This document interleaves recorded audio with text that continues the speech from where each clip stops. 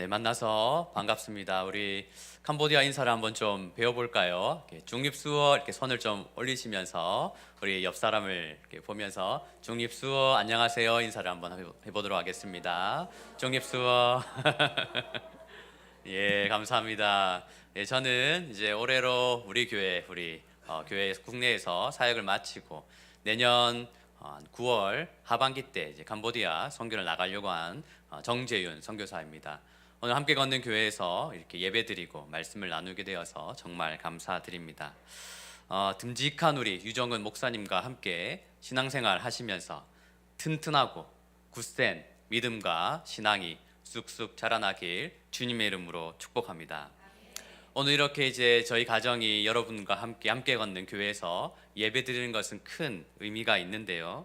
내년 캄보디아 선교를 앞두고 이제 첫 시작, 첫 걸음을 이 교회에서 또 여러분과 함께 걷기 때문에 큰 격려와 또 은혜를 받습니다. 저희 가정을 초대해 주시고 캄보디아와 함께 또 그러한 선교의 마음을 품을 수 있도록 여러분 허락해 주셔서 정말 감사드립니다.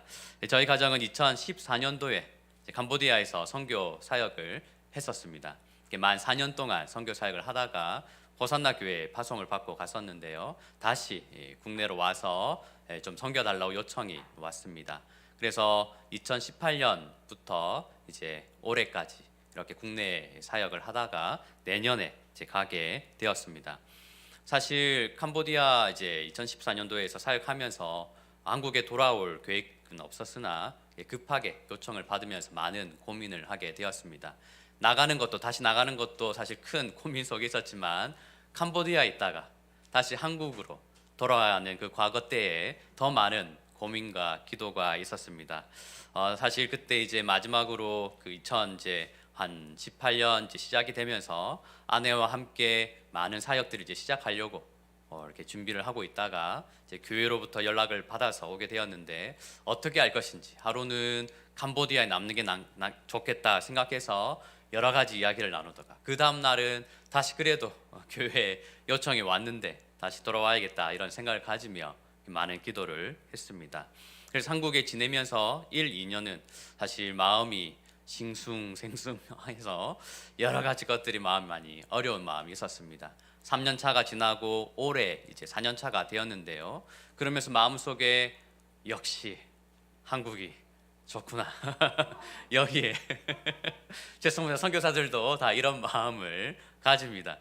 저는 안정적이고 편안한 마음을 가지게 되어서 정말 좋았는데 선교적으로 하나님께 기도하면서 선교에 대한 마음을 계속 품고 기도를 하면서 다시 나가기 어려운 그러한 마음이 될 수 있겠다라는 위기로 가지게 되었습니다. 그래서 아내와 함께 이야기도 나누고 여러 가지 것들을 살펴보다가 이제 올해 다시 캄보디아로 선교 나가게 되었습니다. 그래서 사실 쉽지 않은 저희 가정에게도 결단이었고 앞으로 어떻게 시작해야 될지 하나하나 다 준비하면서 나가야 했기 때문에 어려움이 있을 줄 예상이 되었는데요.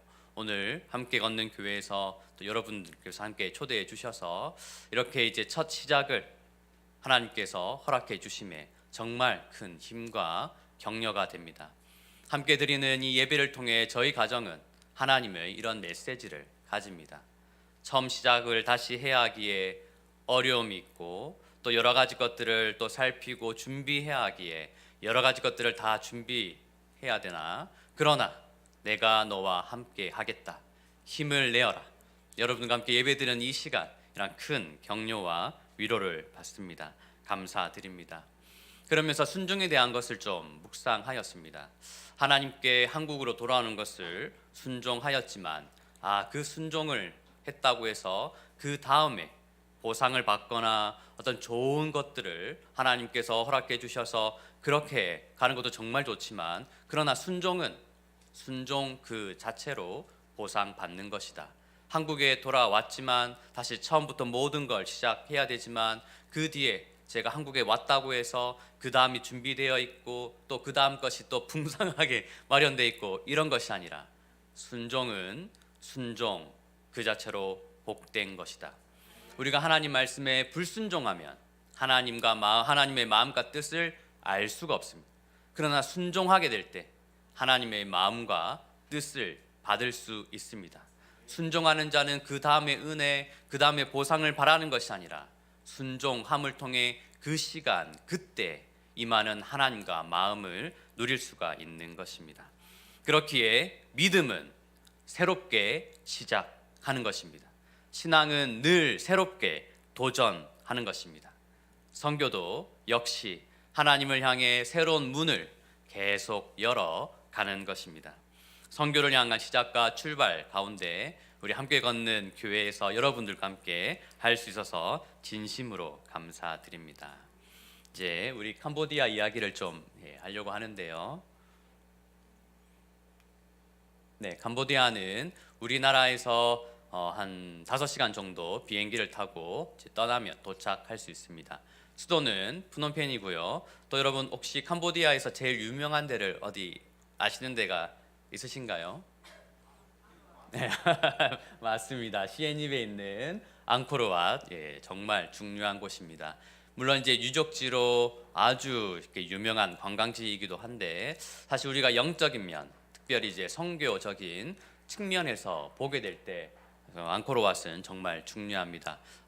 그 캄보디아는 불교 나라로 이렇게 알려져 있지만 사실 조금 더 깊이 들어가면 인도 힌두교 영향을 많이 받았습니다. 그 얘기는 모든 것들이 다 신으로 이들 사람들은 믿고 있는 겁니다. 그래서 물론 이제 앙코르왓도 이제 불교 사원으로 우리가 알고 있지만 좀 더 들어가면은 인도의 어떤 채색들이 많이 힌두교의 영향들이 많이 남아 있습니다. 그래서 제가 보기에는 앙코르왓은 이제 캄보디아 분들의 종교성이 이렇게 세상 가운데 드러난, 그래서 캄보디아 사람들이 아주 좋고 모든 것을 오케이 뭐 그렇게 하겠습니다, 아주 긍정적인 마음을 가지고 있지만 여전히 복음에 대해서 이러한 장벽이 들어가 있다, 이렇게 보시면 되겠습니다. 그리고 우리나라도 저도 이제 한국인이라 축구를 보게 될 때 일본과 이제 대항전이 이제 붙으면 꼭 우리는 이겨야 된다, 이런 생각을 가지는데요. 그런 것처럼 캄보디아 사람들도 베트남에 대해서 또 다른 나라에 대해서 약간 그런, 특별히 이제 베트남에 대한 그런 마음을 가지고 있습니다. 약간 이제 열등 그런 이제 마음을 좀 가지고 있고, 그래서 앙코르왓을 통해서 제가 이제 선교지를 이렇게 사역을 하면서 느꼈던 것은 캄보디아 사람들이 복음으로 회복될 뿐만 아니라 이 거대한 제국을 이루었는데 이분들에게 민족적인 정체성을 확실하게 굳건히 세워 놓는 것이 중요하겠다라는 생각을 가지게 됩니다. 영적인 의미로 보면은 이 앙코르왓은 그들의 마음속에서 무너져야 합니다. 그리고 또 한편은 이제 민족적인, 하나님께서 복음을 통해 역사하시는 일은 민족의 역사와 언어와 문화를 통해 그 나라와 그 문화로 하나님은 영광 받으시는데 캄보디아 종족의 그 민족의 언어와 문화로 하나님은 영광 받으시길 원하십니다. 저희는 2014년도에 거의 이 모습으로, 유빈이는 딸은 3살이었고요. 우리 아이들이 이 사진을 별로 좋아하지 않습니다. 유준이는 7개월째 되는 그때 이제 갔습니다. 뭐 저도 제 얼굴이 조금 피부도 좋고 이런 모습으로 사역을 했고요. 시골 마을에 가서 우리 그 캄보디아 친구들 함께 가지는 시간도 가졌습니다. 워낙 이제 캄보디아 시골로 들어가면은 외국인들도 잘 못 보고 또 한국인을 처음 보는 또 아이들이 많기 때문에 궁금해하고 이렇게 해서 많이 다가오고 함께 어울렸던 그런 장면들이 있습니다. 그리고 저는 캄보디아에서 현지 교회를 돕는 사역을 했습니다. 현지 교회 이제 살펴보면 이제 사역자 없이 목자 없이 그렇게 이제 자체적으로 그냥 모임을 가진 교회들이 좀 있습니다. 그래서 그런 교회를 찾아가 같이 예배드리고 성찬 나누고 제가 목사로 살 수 있는 그런 역할들을 이제 감당했었고요. 또 함께 이제 대학생 사역에 좀 주력을 했습니다. 여러 가지 이제 캄보디아는 지금 발전하는 그러한 나라입니다. 특별히 좀 젊은 층들이 많고요. 또 이제 중산층들이 점점 많아지면서 교육에 대한 그런 어떤 관심과 열정들이 더 많아지고 있습니다. 그러면서 여전히 이제 젊은 층에 대한 선교도 너무나 중요합니다. 그래서 학생들을 이제 초청해서 파티를 열고 같이 복음으로 초대해서 이제 모임을 하고 제자 훈련과 이제 예배를 하게 되었습니다. 그런 가운데 성경 공부도 많이 하게 되었고, 제가 있으면서 이제 제자 훈련을 시작했었는데요. 1권을 3권까지 제자 훈련이 이제 1, 2, 3권으로 되어 있는데 1권만 마치고 이제 2, 3권을 못 하고 한국으로 돌아왔습니다. 그래서 이제 다음 이제 내년에 이제 선교지 다시 나가게 되면 제대로 한번 1권부터 3권까지 잘 완료해서 어떤 변화가 일어나는지 정말 기대를 품고 준비하고 있습니다. 이제 가게 되면은 여전히 대학생 사역과 함께 이제 제자 훈련 사역에 집중하려고 계획하고 있습니다. 또 함께 이제 했던 것들은 이제 마을에서 캄보디아가 이제 조금씩 잘 살기 시작하고 좀 경제적으로 이제 안정을 취하다 보면서 이제 어머니들이 부모님들이 우리나라와 비슷하게 교육에 대한 이제 그런 열정들이 많이 있습니다. 그런데 이제 그 국제대학, 국제학교나 여러 가지 이제 이런 부분들 조금 학비가 좀 교육비가 좀 비싸기 때문에 이제 우리 친구들 대학생을 훈련시켜서 이제 영어 주일 학교를 했습니다. 그래서 마을을 좀 돌고 이제 관심 있는 분들 어머니들 이제 초청해서 이제 설명해 드리고 또 아이들과 함께 간단한 ABC 뭐 이런 것을 쓰는 것부터 통해서 여러 가지 자료들을 통해서 이제 주일 영어 학교를 함께 사역을 하였습니다. 그래서 이제 2023년 저희가 9월 달 정도에 다시 선교지로 나가려고 합니다. 아마 가게 되면은 이제 다시 없는 상태에서 개척하는 그런 이제 마음으로 다시 처음부터 시작을 하게 되고요. 그렇게 되면은 아마 또 비슷한 사역들을 이제 하지 않을까 합니다. 계속해서 많은 기도 부탁드립니다. 이제 다시 선교를 시작하기 위해서 하나님께 기도하고 묵상하는 가운데 과연 선교가 무엇인지, 그리고 선교의 중심에는 어떤 것이 있는지, 하나님께서 열방을 기뻐하시고 축복하시는데 그 하나님의 마음은 진짜 무엇인지 저도 정말 이 처음과 같은 마음으로 묵상하게 되었습니다. 그러면서 이제 제 나름대로 선교의 정의를 내렸는데요. 선교는 땡땡땡이다 이렇게 정의를 내렸습니다. 선교는 물이다 라고 정의를 내렸습니다. 좀 생뚱맞기도 하고 그런데 제가 부산 사나이라서 그런지 아니면 갈매길을 돌면서 이렇게 이제 묵상해서 그런지 정말 선교는 물과 같구나, 선교는 물이 흘러가는 것과 같구나라는 생각을 가지게 되었습니다. 물을 마시다, 물을 먹다 하면 상당히 긍정적이고 좋은 의미를 가집니다. 왜냐하면 갈급했을 때 정말 필수적인 그 요소가 물이기 때문입니다. 그런데 물을 먹다 해서 한 글자를 넣으면 좀 이상한 의미가 되는데요. 물을 먹이다. 그래서 부정적이고 좀 안타까운 그런 표현들이 있을 수 있습니다. 그럼에도 불구하고 정말 선교는 물이다, 선교는 물이 흘러가는 것과 같다, 이런 이제 생각을 좀 가지게 되었는데요. 그렇다면 물은 어떤 성격을 가지고 있을까요? 물은 어디에서 어디로 흘러갑니까? 높은 곳에서 낮은 곳으로. 산에서 내려오는 물은 개울이 되고, 개울이 된 물은 더 낮은 강으로 되고, 강이 된 물은 더 낮은 바다로 흘러가는 것이 물입니다. 지금보다 더 낮은 곳이 있다면 물은 멈추지 않습니다. 그 즉시 더 낮은 곳을 향해 흘러가게 됩니다. 무조건 내려갑니다. 버티지 않습니다. 가장 낮은 곳을 채우고 난 뒤에 물은 이제 서서히 올라가는 것입니다. 선교는 물이 흘러가는 것과 같습니다. 더 낮은 곳을 향해서 복음이 계속 전진하는 것, 복음이 없는 것을 향해서 계속 나아가는 것, 복음이 필요한 곳이 있다면 멈추지 않는 것, 버티지 않는 것, 정지하지 않는 것. 하나님의 나라는 가장 낮은 곳부터 임하는 하나님의 움직임입니다.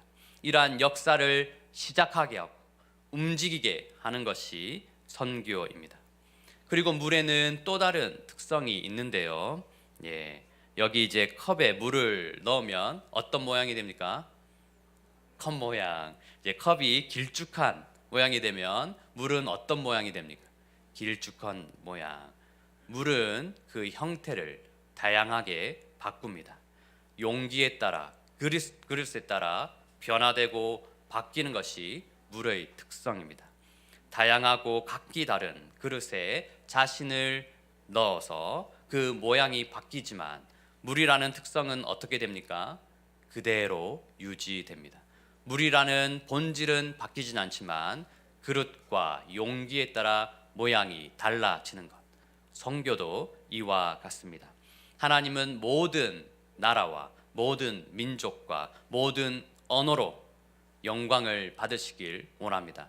그러기에 복음은 다양한 모습, 다양한 언어, 다양한 문화의 형태로 침투해야 합니다. 그래야 그들의 주가 되고 그들의 복음이 되고 그들의 하나님으로서 하나님은 영광 받으실 수 있으십니다. 그렇기에 복음은 변질되어선 안 됩니다. 물의 특성이 그대로 있는 것처럼 각 나라의 민족과 언어로 침투하되 예수 그리스도의 구원은 변질되지 않는 것입니다. 선교는 이러한 하나님 나라의 초대장입니다. 선교는 복음으로 열방을 하나님 나라에 초대하는 것입니다. 하나님 밖에 있던 자, 하나님 없이 살아가던 자, 물질과 권력, 쾌락과 그런 돈에 매여 있던 자들이, 죽음과 사망으로 저주와 심판을 받아야 하는 자들이 하나님 나라 안으로 들어와 복음으로 기뻐하고 어린 양 예수 그리스도께 영광 돌리는 것이 선교입니다. 그렇다면 하나님께서 이 세상을 회복시키시기 위해 어떻게 역사하고 계실까요? 모든 나라와 민족으로 영광 받으시기 원하시는데 하나님은 그 시작을 어떻게 하실까요? 오늘 이제 우리 본문으로 빌립보서 말씀을 읽었는데요. 제가 한 번 더 읽도록 하겠습니다. 너희 안에서 행하시는 이는 하나님이시니 자기의 기쁘신 뜻을 위하여 너희에게 소원을 두고 행하게 하시나니. 이 빌립보서 말씀에 이렇게 선포하고 있는데요. 너희 안에 행하시는 이는 하나님이시다. 우리 안이라는 것은 우리 마음, 우리 인격, 우리 중심입니다. 하나님은 어디에 계십니까? 우리 안에. 그런데 그 우리 안에 계신 하나님은 가만히 있지 않습니다. 가만히 머물고만 있지 않습니다. 움직이십니다. 활동하십니다. 행하십니다. 일하십니다. 무엇을 하고 계실까요? 그 다음 부분인데요. 자기의 기쁘신 뜻을 위하여. 자기의 기쁘신 뜻을 만들고 있습니다. 하나님의 뜻인데 여기에 형용사가 하나 들어가 있죠. 기쁘신 뜻. 하나님의 기쁨을 우리 안에서 만들고 계십니다. 내가 예수 그리스도를 믿었다라는 것은 하나님의 기쁨이 내 마음 안에서 만들어지고 우리가 누리고 있는 것입니다. 그렇다면 하나님의 마음을, 하나님의 기쁨을 받은 자는 어떻게 변화될까요? 너희에게 소원을 두고 행하게 하시나니. 하나님의 기쁨을 받은 자는 변화됩니다. 어떻게 변화됩니까? 하나님을 더 소망하게, 소원하게. 하나님의 기쁨을 받았기에 하나님 이제 됐어요 이게 아니라 하나님의 기쁨을 받았기에 더 하나님의 기쁨을 구하게 되는 것이 하나님의 변화입니다. 하나님의 즐거움을 받았기에 거기에 머무르는 것이 아니라, 신앙은 정체되고 믿음은 가만히 있는 것이 아니라 더 바라는 것입니다. 무엇을 바랍니까? 하나님의 기쁨을, 하나님의 즐거움을, 하나님의 기쁨과 즐거움을 더 바라는 것이 하나님께서 일하시는, 우리 안에서 역사하시는 하나님의 손길입니다. 하나님은 우리에게 기쁨과 즐거움을 주십니다. 그리고 기쁨과 즐거움을 맛본 자들은 더 큰 하나님의 마음, 더 큰 하나님의 즐거움, 더 큰 하나님의 기쁨을 더욱 갈망합니다. 하나님은 우리의 진정한 마음을 원하시고 우리가 하나님을 정말 기뻐해서 즐거워해서 헌신하고 나아가는 것을 하나님은 너무나 기뻐하십니다. 저는 이제 대학생 때 선교지, 필리핀에서 선교지 경험을 하였는데요. 그때 어느 산골 깊숙한 곳에 들어가 많은 아이들 앞에, 사람들 앞에 선 때가 아직도 마음속에 생생히 기억납니다. 저에게 선교가 무엇인지 물어보신다면 선교는 하나님의 기쁨이다 이렇게 말씀드릴 수 있습니다. 지금도 캄보디아를 향한 선교를 꿈꾸며 선교의 문을 열었을 때 저는 하나님의 기쁨을 생각합니다. 어떤 뭐라고 말할 수 없는 어떤 설레임과 평온한 기쁨들, 그리고 그 사람들을 마주보고 있는 그 자체로 기쁨과 즐거움으로 가득 찬 그런 마음, 이제 그런 마음들을 하나님께서 경험하게 해주셨는데요. 그러면서 이제 저는 대학생 때 이제 결정해야 했습니다. 앞으로 어떻게 살아야 할지, 어떤 삶을 살아야 할지. 그래서 대학생 때에 장래와 미래를 위해 하나님께 강력히 기도를 드렸는데, 하나님께서 정말 분명하게 너는 이런 삶을 살아야 한다, 너의 삶은 이런 것이다 라고 분명히 그렇게 말씀해 주실 것이라 그렇게 생각했습니다. 그런데 하나님은 기도할 때 저에게 분명하게 질문을 주셨습니다. 이제 너는 앞으로 무엇을 결정할 것이니? 하나님의 분명한 답을 원했는데 하나님께서는 도리어 저에게 질문을 주셨습니다. 그러면서 저는 그 질문을 통해서 필리핀에서 경험했던 첫 선교지에서의 어떤 기쁨과 즐거움의 장면들을 묵상할 수 있었습니다. 그리고 저는 결정할 수 있었습니다. 하나님, 저를 선교사로 세워주세요. 선교의 삶을 살아갈 수 있도록 축복해 주세요. 그리고 이런 많은 시간들이 지나가고 난 뒤에 이렇게 인도하시는 하나님의 방법이 인도하심, 하나님의 그러한 인격적인 인도하심이구나라는 것을 경험하였습니다. 하나님은 우리에게 기쁨과 즐거움을 주십니다. 그렇다고 해서 우리의 마음을 강압하거나 압제하거나 억압하여서 하나님의 뜻을 만들지 않습니다. 우리에게 시간을 주십니다. 생각하고 고민하고 기도할 수 있는 시간, 우리를 인격적으로 대우해 주시는 것이죠. 그러면서 하나님은 우리 마음속에 무엇을 하고 계신다고 그랬죠? 기쁨을 만들고 계세요. 말씀을 통해, 찬양을 통해, 예배를 통해, 훈련을 통해 우리 마음에 채워지는 것은 하나님의 기쁨입니다. 그 기쁨을 맛본 자들은 하나님, 제가 이제 이렇게 살고 싶습니다. 왜냐하면 하나님의 기쁨을 얻기 위해선 이렇게 살아가야 하는 것을 알기 때문이죠. 그래서 하나님을 더 구하는 것입니다. 하나님의 마음을 찾는 것입니다. 그렇게 해서 하나님께 헌신하는 것입니다. 선교는 하나님의 기쁨입니다. 선교는 하나님의 자랑입니다. 선교는 하나님의 영광입니다. 사실 저의 존재나 제 능력이나 저의 어떤 모습을 세상 앞에 비교해 볼 때 저는 아무것도 아닌 자입니다. 정말 부족하고 연약할 뿐입니다. 그런데 선교의 문을 열어 하나님 앞에 섰을 때 저는 하나님의 이러한 마음을 받습니다. 너는 나의 기쁨이다. 너는 나의 자랑이다. 너는 나의 존귀한 자다. 이 음성은, 이 말씀은 하나님께서 예수 그리스도로 복음으로 구원하신 우리 모두의 부르심인 것입니다. 이제 저는 가족들과 함께 캄보디아로 선교를 나가고자 합니다. 저에게 선교는 하나님의 기쁨을 구하는 것입니다.